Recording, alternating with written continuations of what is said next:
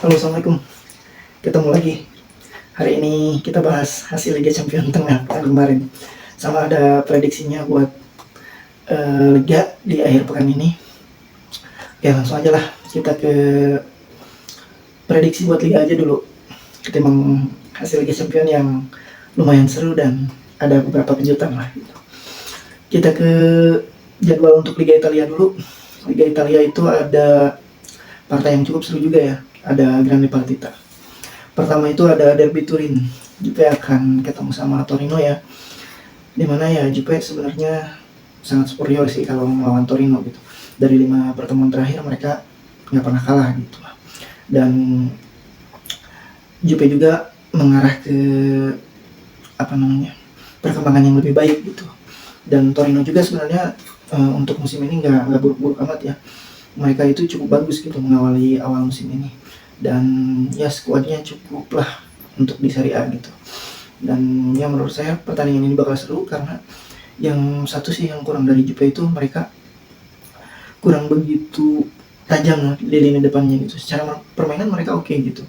Di sisi kanan ada si Consensao, terus di kirinya ada si Yildiz ya. Nah cukup oke sih secara permainannya gitu. Cuman mereka agak kesulitan mencetak gol gitu. Sementara Torino menampilkan permainan yang cukup baik juga. Mereka sempat menahan imbang Milan kalau nggak salah di kandangnya ya, di awal liga gitu. Itu dari Juve. Terus ada AS Roma yang akan ketemu sama Bologna. Ya Bologna di Liga Champions mereka nggak bisa ngapa-ngapain ya. Sementara di Serie A mereka cukup baik lah gitu. Ya satu sih sebenarnya yang kurang dari Bologna itu ya pelatihnya hilang gitu. Bukan yang kurang gitu ya, itu kekurangan dari Bologna musim ini. Dan AS Roma juga tidak menunjukkan permainan yang baik ya gitu di awal musim ini di Liga Italia. Mereka sangat kesulitan, bahkan mereka tercecer posisinya di luar 10 besar ya. Dan ya isu sana sini katanya mereka mau ganti pelatih juga ke federasi lagi gitu. Itu AS Roma. Terus ada Cagliari yang akan menjamu Milan. Tingkat percayanya sedang tinggi, mereka sedang bagus gitu karena mereka berhasil mengalahkan rajanya Liga Champions. Itu permainan sangat keren lah kemarin gitu. Nah sementara di Serie A Milan itu belum menampilkan konsistensinya gitu, sempat bermain baik selama beberapa menit, jelek lagi gitu, bermain buruk dulu di awal pertandingan, terus di akhir-akhirnya cukup bagus gitu. Dan si Fonseca juga sering ngerotasi gitu yang kadang-kadang merubah porosnya gitu di Liga Italia ini. Ya kalau dari pertemuan terakhir sih melawan Cagliari Milan nggak pernah kalah ya. Ya harusnya Milan bisa meraih poin penuh juga di sini agar tidak ketinggalan jauh dari puncak klasemen. Dan ya mudah-mudahan sih lawan kemarin jadi titik balik juga di Serie A-nya supaya lebih baik gitu lah. Ya itu Milan. Terus ada Grande Partita nih, ada Inter yang akan ketemu sama Napoli. Ini posisinya di 1-2 ya di klasemen, bedanya 1 poin. Kalau Inter menang, Inter ke puncak klasemen. Kalau draw atau Napoli menang, Napoli tetap ada di puncak gitu. Ini menurut saya bakal seru karena seperti kita tahu Napoli sekarang dilatih sama Conte, dan Conte mantan pelatih Inter yang bawa juara ya. Itu beberapa waktu lalu lah. Gitu. Dan ya secara permainan kedua tim mungkin pakemnya sama ya, 3-5-2, mungkin formasi yang sama lah. Dan gaya mainnya juga sama gitu, bertahan ke 5 back sementara nyerang ke si sayapnya maju gitu. Dan menurut saya ini bakal jadi pertandingan yang seru juga. Dan ya yang menjadi kunci di sini lini tengahnya sih.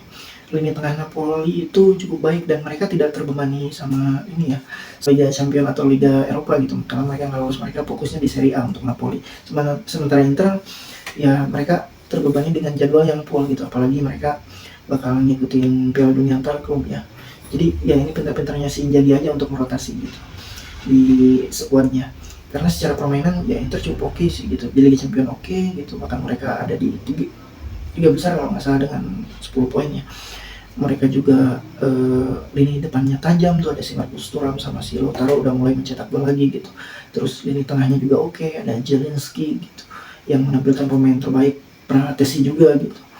Terus si Hakan juga udah sembuh ya, si Calhanoglu juga gitu. Nah ini bakal seru ya menurut saya. Kalau saya harap sih mereka bermain draw ya, gitu, imbang gitu. Tapi menurut saya Inter diunggulkan di partai ini gitu ya. Satu-satunya mungkin faktor kelelahan ya yang bisa membuat Inter gak bermain dengan baik gitu lah. Terus kita ke jadwal Liga Inggris. Liga Inggris juga ada yang cukup seru pertandingannya. Liverpool akan ketemu Aston Villa. Nah ini cukup seru juga gitu. Sebenarnya Aston Villa bermainnya tidak buruk ya, cuman kemarin mereka sempat dihajar sama Spurs ya 1-4, itu cukup telak gitu. Dan di Liga Champions juga mereka baru mengalami kekalahan gitu. Mereka kalah dari klub Brugge ya gitu. Sementara Liverpool ini sedang bagus-bagusnya gitu. Di Liga Champions mereka puncak klasemen dengan poin sempurna, 4 kali kemenangan, dan menangnya telak juga kemarin itu di Liga Champions dengan 4 gol ya. Terus lini depannya tampil sangat oke juga gitu. Luis Diaz, si Mohamed Salah apalagi gitu. Dan lini belakangnya juga sangat solid gitu. Liverpool sedang tidak bisa ditembus gitu. Ini Liverpool kehilangan Alisson juga, tapi mereka berhasil clean sheet gitu di beberapa pertandingan gitu. Menurut saya ya Liverpool bakal menang lagi sih di pertandingan ini lah. Karena kedua tim juga sama setelah bermain di Liga Champions, dan ya pasti Liverpool sangat diunggulkan di pertandingan ini. Dan Liverpool tuh cenderung di babak pertama itu mainnya biasa gitu, tapi di babak kedua mereka cukup menampilkan permainan yang oke gitu. Jadi kayak membaca dulu lawan, terus di babak keduanya langsung digas gitu. Itu Liverpool. Terus ada MU yang akan ketemu Leicester. MU si Amorim belum bertugas ya. Di MU nanti bertugasnya tanggal 24 mulai megang timnya gitu. Jadi ya ini menurut saya ujian lagi buat Mr. Roy, karena ya seperti kita tahu Leicester kadang suka menyulitkan juga gitu untuk tim besar. Dan saya harap sih MU bisa meraih poin penuh ya, karena mereka cukup jauh tuh tercecer di luar 10 besar lah. Terus ada Chelsea yang akan ketemu sama Arsenal. Nah ini nih salah satu big match di minggu ini, ada derby London. Ya menurut saya Chelsea akan menyulitkan sih di pertandingan ini. Menurut saya Chelsea akan menyulitkan, karena seperti kita tahu 3 pertandingan Arsenal itu di Liga Inggris mereka gagal meraih poin penuh gitu. Bahkan 2 diantaranya kalah dan seri lawan Liverpool. Ya Arsenal sedang tidak baik-baik saja gitu sekarang. Di Liga Champions juga semalam mereka kalah sama Inter. Dan ya faktor cederanya si Odegaard itu sangat berpengaruh banget gitu buat si Bocah Arteta ini gitu, karena ya tidak ada pengganti yang mumpuni ya gitu. Terus yang diharapkan itu dia malah bagusnya jadi sebagai super sub gitu. Dia nggak bisa ngangkat Arsenal ini. Dan ya gimana ya kalau saya bilang ya Arsenal ini kayaknya mengalami kemunduran lah gitu di musim ini. Mereka harusnya sebenarnya bisa step up lagi gitu di musim ini, karena City sedang jelek. Harusnya mereka jadi kandidat terkuat musim ini, tapi ternyata ya gagal mendapatkan striker, karena katanya si Artetanya nggak butuh striker gitu. Ya harusnya mereka butuh sih gitu. Jadi ya blunder mungkin Arteta ya. Dan ada isu yang tidak baik juga dari sana, bukan isu lagi sih tapi ini fakta kayaknya. Direkturnya udah dipecat tuh si Edu, apa mengundurkan diri ya, kayaknya ngundurin diri deh si Edu, karena ya dia cukup bertanggung jawab dengan kemunduran Arsenal ini di awal musim ini gitu. Ya mudah-mudahan Arteta jangan nyesel juga ya gitu. Karena sebenarnya secara permainan oke lah gitu, cuman kesulitannya mereka di mencetak golnya, yaitu produknya percuma yang bagus tapi kalah juga menurut saya gitu lah, atau gagal meraih poin penuh juga gitu. Nah itu dari Liga Inggris. Terus kita ke Liga Spanyol. Liga Spanyolnya itu ada Real Madrid yang akan ketemu sama Osasuna. Ya Madrid juga sih sama ini sedang tidak baik-baik saja selama 3 pertandingan. Dan di Liga Champions juga mereka mengalami kekalahan. Terus kalahnya cukup telak juga gitu. Dan menurut saya Madrid harus memperbaikinya sih, terutama lini depannya ya, itu sangat gimana ya, kalau saya bilang masing-masing lah gitu lini depannya itu nggak ada kerjasamanya sama sekali gitu. Bellingham ya gitu cenderung menurun, terus si Mbappe kurang kontribusinya, Vini cukup egois juga gitu. Nah itu sih yang harus diperbaiki sama Ancelotti tuh, hanya lini depannya aja sih sebenarnya gitu. Ya percuma dari peluang gede tapi nggak jadi gol gitu. Dari lini tengah dukungannya cukup oke juga, kalau lini depan nggak bisa ngegolin ya percuma gitu. Terus ada Mallorca yang akan ketemu Atletico, ya Atletico kemarin berhasil menang di Liga Champions, dan menurut saya ini partai yang mudah lah buat Atletico dan mereka harus menang juga gitu. Terus ada Real Sociedad yang akan ketemu sama Barca. Nah ini ujian juga ini buat Barca nih, karena Real Sociedad sering menyulitkan tim besar, terutama kayak Madrid. Barca itu selalu kesulitan itu lawan Sociedad, mereka cukup solid gitu untuk lawan tim besar. Bahkan dari 5 pertemuan terakhirnya juga mereka sempat mencurikan kemenangan yang lawan Barca gitu, tahun 2002 kalau nggak salah. Ya ini ujian juga buat Hansi Flick, semoga Hansi Flick nggak melakukan kesalahan pas lawan Osasuna ya. Kayaknya dia udah belajar sih dari situ, nggak akan terlalu banyak merotasi pemainnya gitu. Dan ini depannya sedang gila ya ini Barca ini. Barca sekarang memecahkan rekor gitu dengan mencetak 55 gol dari 16 pertandingan, itu sangat ngeri gitu. Rafinha, Lewandowski, ya, Lamine Yamal, terus pemain-pemainnya juga bisa, pemain-pemain muda juga bisa step up dan dia menangnya gila-gila gitu. Ya menurut saya pertandingan ini Barca bakal menang lah gitu, walaupun mungkin gak gede juga gitu. Ya itu dari prediksi liganya. Sekarang kita ke hasil Liga Champions. Banyak kejutan nih. Salah satunya kekalahan City ya. Kalahnya itu cukup telak sama Sportingnya masih Ruben Amorim nih, calon pelatihnya MU. Itu di awal babak pertama sebenarnya City mencetak gol pertama tuh lewat si Phil Foden ya. Cuman nih mereka dibalas sama golnya si saya lupa lagi namanya, si Victor Gyökeres ya, pemain asal Swedia ini nih, yang sekarang lagi naik daun nih, harganya lagi tinggi gitu. Dia mencetak hat-trick, salah satunya dari penalti, dan satu lagi golnya dicetak oleh Maximiano Araujo ya. Sebenarnya dari jalannya laga ini nggak kesampingkan skor ya, itu tidak sesuai gitu, tidak sesuai dengan skornya, karena City banyak banget peluangnya, cuma mereka kesulitan mencetak gol. Salah satunya juga ada penalti yang gagal dari si Haaland. Dan ya menurut saya di pertandingan ini Pep belajar lah gitu, ini calon lawannya nanti di Liga Inggris pelatihnya. Dan ya City juga sebenarnya hasil begini itu karena memang skuadnya itu banyak yang cedera ya gitu. Banyak yang cedera gitu, jadi si Pep mungkin bereksperimen juga, karena ya cukup aman sih kalau di Liga Champions hitung-hitungannya gitu. Jadi Pep berhitung sendiri gitu, setelah beberapa pemain yang cedera ya mungkin dia melepas per game ini tapi memainkan permainan yang tetap baik juga gitu. Nah itu salah satu kejutannya. Terus satu lagi tim dari Liga Inggrisnya Liverpool yang menang gede ya. Liverpool menang gede lawan Leverkusen. Ternyata si Alonso ini belum bisa gitu untuk menampilkan permainan ya step up mungkin di Liga Champions kayak melawan tim gedenya, kecuali lawan Milan kemarin mereka bisa menang. Dan Liverpool ini gila sih, di babak pertama mereka mainnya biasa-biasa ya, seperti saya singgung tadi. Sementara di babak kedua kayak mengerikan gitu lah.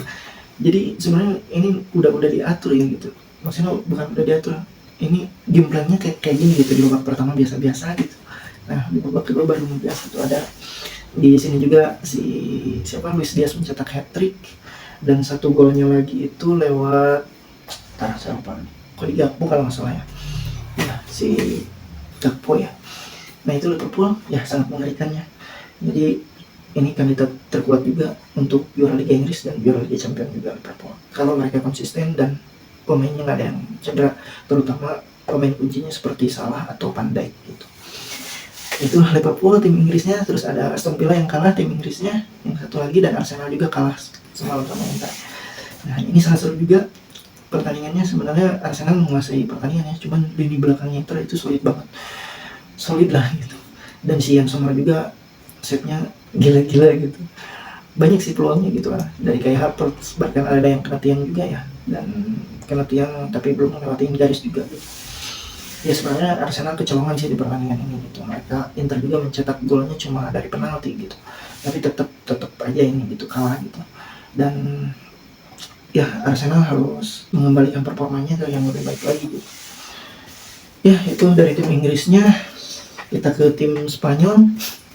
Tim Spanyol ada Barca. Ternyata Barca agak kesulitan ya melawan Red Star Belgrade, dan mereka mencetak 5 gol gitu, tanggung-tanggung. si Lewandowski cetak brace gitu, terus si Rafinha cetak gol juga, ada si Fermin Lopez, satu lagi dari si Inigo Martinez ya. Itu ya mereka di pertandingan ini cukup enjoy gitu mereka, dan pemain-pemainnya juga mainnya sangat baik gitu.